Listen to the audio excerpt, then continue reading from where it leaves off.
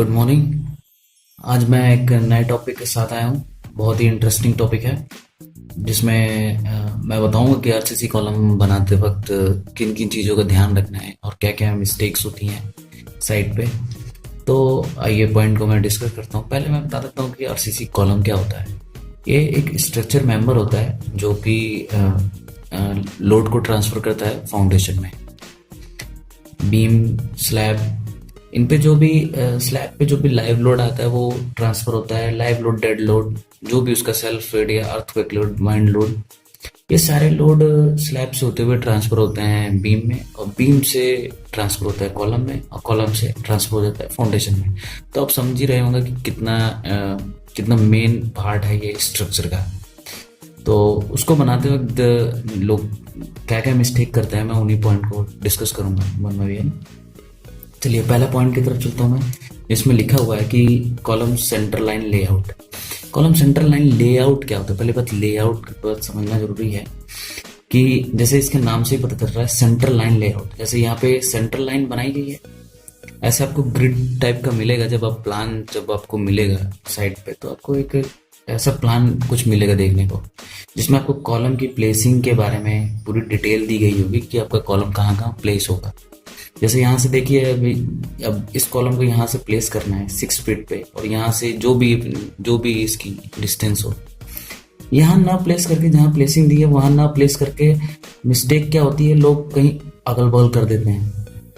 इससे क्या होगा कि आपको जब आप बीम को बांधेंगे, एक तो आपका पूरा रूम जो भी है आपका कमर्शियल बिल्डिंग वो टेढ़ी हो गई, फिर उसको इसेंट्रिसिटी नहीं मिल पाएगी, लोड को वो कैरी सही से कर नहीं पाएगा।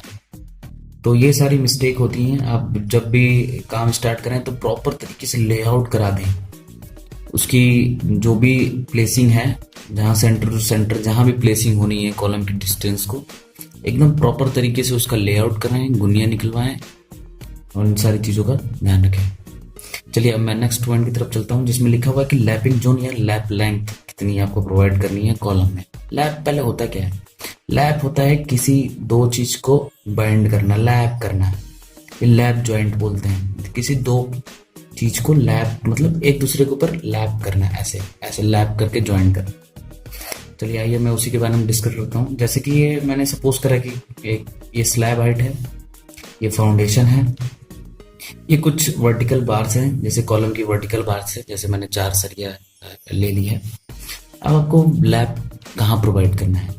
लैप आपको प्रोवाइड करना है लैपिंग जोन बी में। ये जो जोन है, इस जोन में आपको लैप प्रोवाइड करना है, जहाँ पे बेंडिंग मोमेंट 0 हो गए। मैं फोटो इसमें अपडेट कर दूंगा, आप देख लीजिएगा।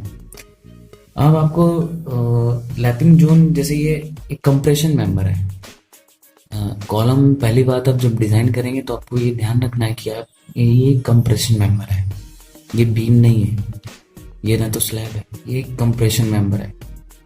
कंप्रेशन मोमेंट, बेंडिंग मोमेंट जहाँ 0 होगा, चाहे बीम हो चाहे कॉलम चाहे कोई सी भी जगह हो, अगर बेंडिंग मोमेंट जहाँ 0 हो वहीं पे आपको लैप प्रोवाइड करनी है। ठीक है, तो लैप कहाँ प्रोवाइड करेंगे, कैसे आपको पता चलेगा? जैसे मैंने स्लैब हाइट मान ली 3.1 मीटर है। अब यहाँ से आप L/4 आएंगे, इधर से आप L/4 आएंगे, जो भी मीट का सेक्शन बचेगा आपको वहां पे लैप प्रोवाइड कर देनी है। आपको लैप में और क्या क्या चीज ध्यान रखनी है? आपको ध्यान रखना है कि ये जो बार है ये अल्टरनेट होने चाहिए। अल्टरनेट होने के साथ साथ और अल्टरनेट है, जैसे कि एक ऊपर है एक नीचे है, एक ऊपर है एक नीचे है। इसका क्या मतलब होता है ऊपर नीचे ऊपर नीचे? इसका ये मतलब होता है ये अर्थक्वेक को रेजिस्ट करता है। मेन इंपॉर्टेंट पॉइंट है, कोई नहीं बताता ये, कि बस बोलते हैं कि अल्टरनेट रख देना। अल्टरनेट क्यों रखना है भाई? इसलिए रखना है कि वो कि अर्थक्वेक लोड को रेजिस्ट करता है, क्योंकि आपका कॉलम जो होगा वो शियर में फेलियर होने के चांसेस रखे जब भी अर्थक्वेक लोड आएगा। तो इस बात का ध्यान रखें कि अल्टरनेट जरूर रखें, सरिया को अल्टरनेट रखें। और यहाँ पे जॉगल मार दें, जैसे देख रहे हैं जॉगल करा गया।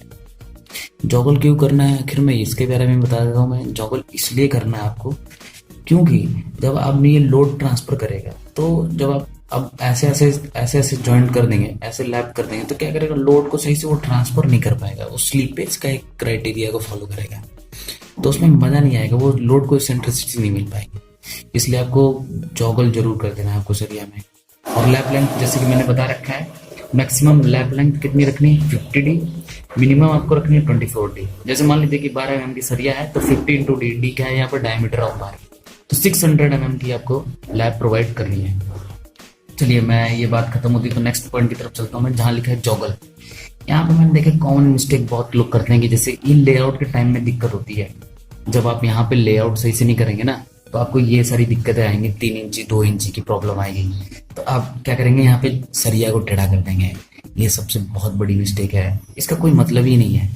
अब जैसे लोड आएगा ना ये फेल हो जाएगा, ये लोड को बियर ही नहीं कर पाएगा, इसको इसेंट्रिसिटी नहीं मिल पाएगी। इन सारी चीज़ों को ध्यान रखें, ऐसा काम नहीं करें। या तो फाउंडेशन निकल आने या तो फिर से लेआउट करके फिर से कॉलम की प्लेसिंग रखें। चलिए मैं नेक्स्ट पॉइंट की तरफ चलता हूँ फिर, कवर ब्लॉक्स। कई जगह देखा मैंने कि जब फॉर्म वर्क होता है तो उसमें कवर ब्लॉक्स नहीं प्लेस करे जाते। यार कवर ब्लॉक प्लेस नहीं करोगे तो यार आपकी पहली बात तो सरिया करोजन की वजह से ख़त्म हो जाएगी, और जब कवर ब्लॉक उसको नहीं मिलेगा तो बहुत सारी दिक्कतें होगी, कंक्रीट भी खराब होगी, ऊपर से आपकी सरिया भी खराब होगी। और कंक्रीटिंग कॉम्पैक्टिंग का सबसे बड़ा मैटर यहाँ करता है कि आप कॉम्पैक्ट नहीं कर पाओगे, आप कॉम्पैक्शन नहीं दे पाओगे। जो भी कंक्रीट का 20 mm का जो एग्रीगेट होगा, जो भी एग्रीगेट्स होंगे वो प्रॉपर तरीके से जा नहीं पाएंगे। 40 mm का आपको कवर देना ही है, क्लियर कवर है, ना कि इफेक्टिव कवर, ये इफेक्टिव डेप्थ, ये सारी चीज़ों के बारे में मैं बताऊंगा, डिस्कस करूंगा। लेकिन अभी मैं कवर ब्लॉक के बारे में डिस्कस कर रहा हूँ। तो 40 mm का आपको कवर ब्लॉक देना है। कवर ब्लॉक पूछता है कि किस लिए देते हैं, शटरिंग और सरिया के बीच में एक डिस्टेंस को मेंटेन करने के लिए और कंक्रीट के सही से कॉम्पैक्टिंग होने के लिए हम कवर ब्लॉक का प्रोवाइड करते हैं। कवर ब्लॉक आप जिस ग्रेड का यूज कर रहे हो उसी ग्रेड का आपका कवर ब्लॉक भी होना चाहिए, ये बात आपको ध्यान रखनी है, ठीक है। हुक की बात कर रहा हूँ मैं, हाँ ये मोस्ट इंपॉर्टेंट पॉइंट है। हुक लेंथ और एंगल, आपको हुक लेंथ क्या रखनी है पहले मैं बता देता हूँ। हुक लेंथ जो IS कोड रिकमेंड करता है वो मिनिमम आपको 9D रखनी है, डायमीटर ऑफ बार। जैसे कि 9 इंटू 8 mm की सरिया का मोस्टली हम रिंग यूज करते हैं, तो जैसे दिख रहा है कि नहीं आपको, हाँ तो 8 mm सरिया की ज़्यादा मोस्टली हम यूज करते हैं। तो 8 9 72 mm तो आपको हुक लेंथ होना ही चाहिए, मतलब हुक लेंथ ये लेंथ आपका 72 mm होना ही चाहिए, ठीक है। और एंगल ऑफ हुक 135 डिग्री, ये जैसे देखिए 135 डिग्री। 135 डिग्री क्यों रखना है भाई, इसलिए रखना है आपको क्योंकि मैंने देखा कई जगह कि ये वो ऐसे 90 डिग्री पे ऐसे हुक रख देते हैं। यार ये कंप्रेशन मेंबर है, जैसे कंप्रेशन पड़ेगा ना ये खुल जाएगा, इसलिए आपको हुक को ऐसे घुमा देना है 135 डिग्री पे। इसका यही रीजन है, आपको घुमा जरूर देना है, नहीं तो क्या करेगा जब कंप्रेशन पड़ेगा, मान लो कॉलम वीक हुआ, क्या करेगा वो खुल जाएगा, वहीं से बकल कर जाएगा, वहीं से फट जाएगा, समझ लो एक तरीके से। चलिए कोई नहीं, नेक्स्ट पॉइंट की तरफ चलता हूँ मैं। 6 पॉइंट है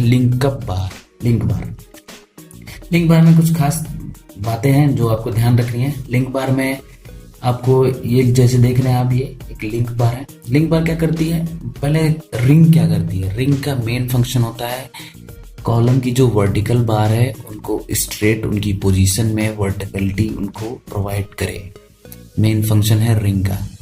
तो लिंक बार का भी फंक्शन वही है मोस्टली। ये मेन रिंग है, ये लिंक बार है। लिंक बार का एंगल आप बस जान लीजिए, ये बिलिंग इंजीनियर को आना ही चाहिए, क्योंकि उसको कटिंग लेंथ रिंग की, फिर हुक लेंथ, ये सब डिडक्शन करके उसको एक प्रोजेक्ट का बिल बनाना होता है, तो उसको ये सारी चीज़ें आनी चाहिए। चलिए इसके बारे में ये देखिए, जो हुक की एक एंगल है जो 180 डिग्री पे बेंड होगा और जो दूसरा है वो 135 डिग्री पे, क्योंकि इसको फंसाना होता है। तो ऐसे कुछ इस तरीके से वो लिंकअप बार होगी। चलिए नेक्स्ट पॉइंट की तरफ चलता हूँ। 7 पॉइंट है अल्टरनेट वर्टिकल बार। जो बार्स हैं वो क्या करें, अल्टरनेट रखें। ये देखिए जैसे छोटी बड़ी रखें। मैंने बताया जैसे कि अर्थक्वेक लोड को रेजिस्ट करने के लिए इस बार को अल्टरनेट रखा जाता है, इस बात का ध्यान रखें। चलिए नेक्स्ट पॉइंट की तरफ चलता हूँ, जिसमें लिखा हुआ है कि in proper spacing between steel, spacing या पिच बोल सकते हैं।